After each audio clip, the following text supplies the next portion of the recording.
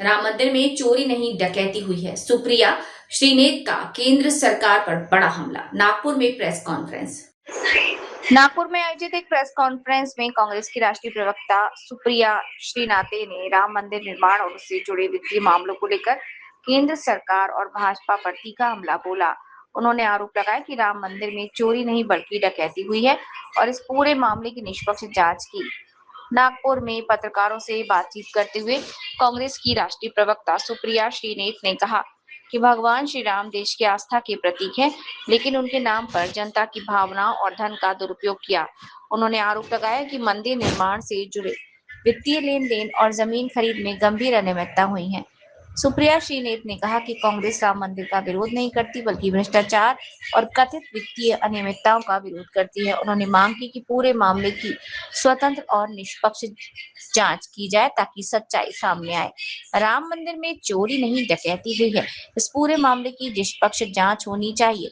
दोषियों के खिलाफ कार्यवाही होनी चाहिए। सतीश भालेराव की स्पेशल रिपोर्ट। कोई जिसने 20 लाख की चोरी करी, जिसकी 12,000 तनख्वाह है, 14,000 तनख्वाह है, बड़ी मछलियों को, बड़े मगरमच्छों को छोड़ दिया जाता है। तो सवाल ये क्यों नहीं उठेगा कि क्या आपने उन लोगों को इसलिए छोड़ा कि वो जो मोटा माल चुराया गया है उसको ठिकाने लगा सके। आंख में धूल झोंकने के लिए एसआईटी घोषित होती है और आंखी में धूल झोंकने के लिए और पहले दिन से कवायद हो रही है चंपत राय बंसल और उनके संगी साथियों को बचाने की। कौन है ये लोग? चंपत राय बंसल प्रभु राम के द्वारा तो अवतरित नहीं हुए थे। चंपत राय बंसल हो गए, अनिल मिश्रा हो गए, गोविंद गिरी हो गए, तमाम ऐसे लोगों को जिस ट्रस्ट में डाला गया उस ट्रस्ट का गठन नरेंद्र मोदी जी ने किया। चुन चुनकर आरएसएस के लोगों को उस ट्रस्ट में डाला, उस ट्रस्ट को आरटीआई के घेरे से निकाला, सरकारी जवाबदेही से निकाला। और जब उस ट्रस्ट में इस तरह की चोरी होती है तो चंपत राय बंसल का नाम एफआईआर में क्यों नहीं आता है? अनिल मिश्रा का नाम एफआईआर में क्यों नहीं आता है? इनके खिलाफ केस क्यों नहीं रजिस्टर होता है? उनसे 2 घंटे की पूछताछ होती है।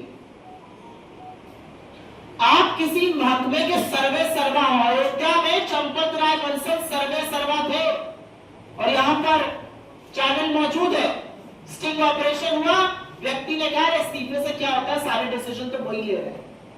मोदी जी की आंखों के तारे चंपत राय बंसल बड़ी लूट कर रहे थे और उनके खिलाफ एफआईआर नहीं है क्योंकि वो संघ से संबंधित है। पहला मंदिर जहां पर आरएसएस की दखल हुई वहां पर लूट शुरू कर दी और उस प्रभु राम के मंदिर में लूट कर रहे हैं जो मर्यादा पुरुषोत्तम कहलाते हैं। और मेरे हिसाब से ये हिंदुओं की ही भावना आहत नहीं हो रही है। प्रभु राम 145 करोड़ हिंदुस्तानियों के आधार है और आराध्य है। वो किसी भी धर्म के हो, सबकी प्रभु राम में आस्था है।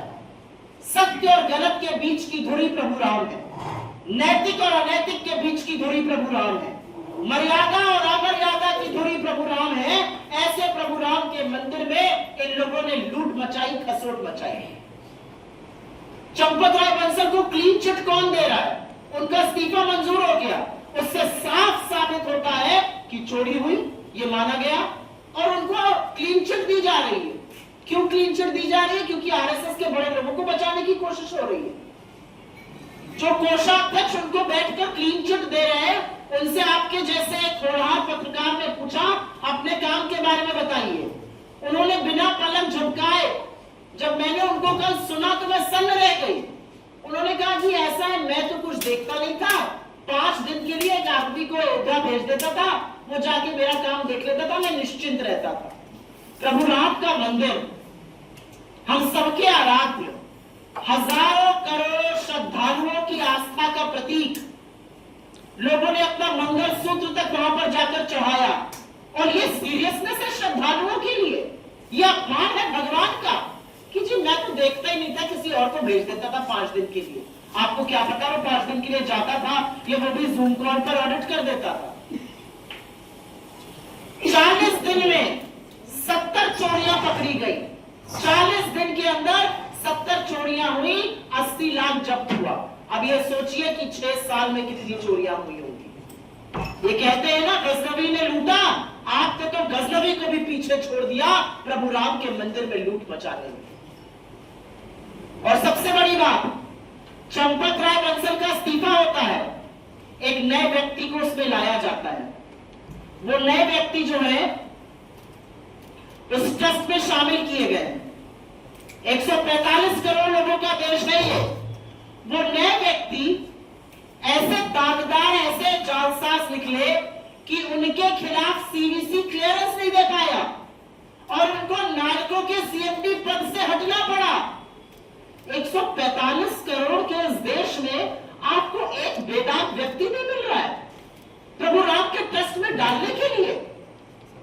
सारे संघियों से उस ट्रस्ट को भर डाला है।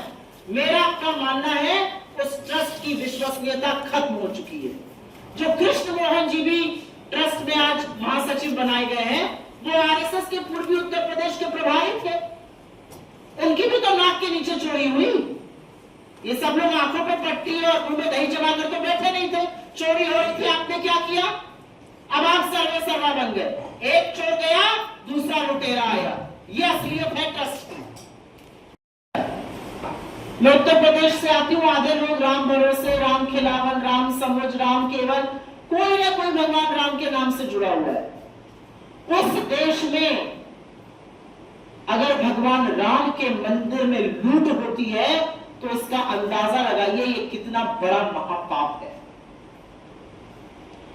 और मेरे हिसाब से राम मंदिर में जो लूट हुई, जो डकैती हुई, जो चोरी हुई चढ़ावे की, वो सिंपल फाइनेंशियल चोरी नहीं है। वो असल में हिंदुओं की आस्था पर इतिहास में सबसे बड़ा प्रहार, इतिहास में सबसे बड़ा हमला है। कुछ लोग कहते हैं हिंदू खतरे में है। हिंदू खतरे में है भाजपाइयों से और राष्ट्रीय स्वयंसेवक संघ आरएसएस से। हिंदुस्तान के एक मंदिर में उनकी एंट्री होती है, भगवान राम के भव्य मंदिर में, और उसी मंदिर में डकैती हो जाती है, उसी मंदिर में चढ़ावा चोरी होने लगती है, उसी मंदिर में चंदा चोरी होने लगती है। और जब खबर आती है तो उत्तर प्रदेश की सरकार आनंद फानन में एक एसआईटी की घोषणा कर देती है। उस एसआईटी में कौन शामिल है?